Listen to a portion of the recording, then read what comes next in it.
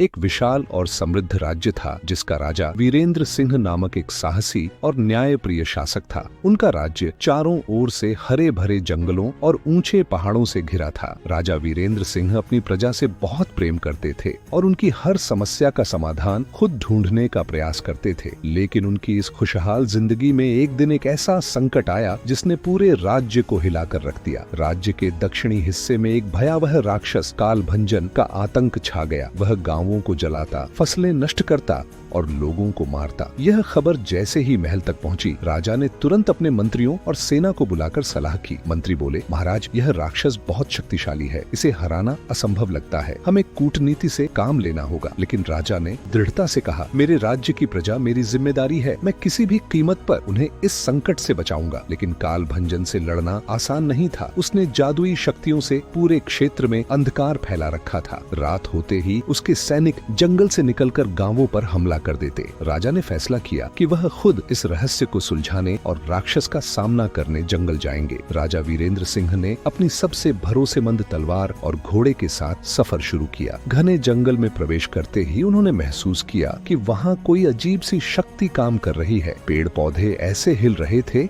जैसे किसी अदृश्य शक्ति से संचालित हो रहे हों। अचानक एक बूढ़ा साधु उनके सामने प्रकट हुआ। साधु ने कहा, महाराज, कालभंजन को हराना चाहते हो तो पहले उसके डर का कारण जानो। वह यूं ही निर्दयी नहीं बना, लेकिन याद रखना, यह रास्ता खतरे से भरा है। तुम्हें अपनी बुद्धि और साहस दोनों की परीक्षा देनी होगी। राजा ने साधु से पूछा, क्या आप जानते हैं कि उसका डर क्या है? साधु ने कहा, उसका डर एक छिपा हुआ राज्य है जिसे वह किसी के सामने नहीं आने देना चाहता। इस राज्य की कुंजी उस गुफा में छिपी है जो जंगल के सबसे अंधेरे हिस्से में है। लेकिन वहाँ पहुँचने के लिए तुम्हें 3 पहेलियां हल करनी होंगी। अगर तुम असफल हुए तो तुम भी कालभंजन की कैद में फंस जाओगे। राजा वीरेंद्र सिंह ने साहस के साथ गुफा की ओर कदम बढ़ाए। थोड़ी देर चलते ही उनके रास्ते में एक विशाल पत्थर की दीवार आ गई। उस पर लिखा था, मैं अंधेरा हूँ पर मुझे उजाले से डर लगता है, मैं हमेशा तुम्हारे साथ हूँ पर तुम मुझे देख नहीं सकते, मैं कौन हूँ? राजा ने गहरी सोच में पड़कर जवाब दिया, यह तो परछाई है। दीवार टूटकर रास्ता बन गई। आगे बढ़ते हुए राजा एक झील के किनारे पहुँचे। झील के पानी में लिखा हुआ था, मुझे कोई छू नहीं सकता पर मैं हर जगह हूँ, मेरे बिना जीवन असंभव है पर मुझे कभी देखा नहीं जा सकता। राजा ने सोचा, मैं क्या हूँ? और तुरंत उत्तर दिया, यह तो हवा है। झील का पानी शांत हो गया और रास्ता खुल गया। अब राजा गुफा के प्रवेश द्वार पर थे। वहाँ एक खौफनाक आवाज गूंजी, आखिरी पहेली का जवाब दो वरना यही तुम्हारी कब्र बन जाएगी। आवाज ने पूछा, मैं हर किसी को जीत सकता हूँ पर मैं खुद से हार जाता हूँ। मैं न दिखाई देता हूँ न रोका जा सकता हूँ, मैं कौन हूँ?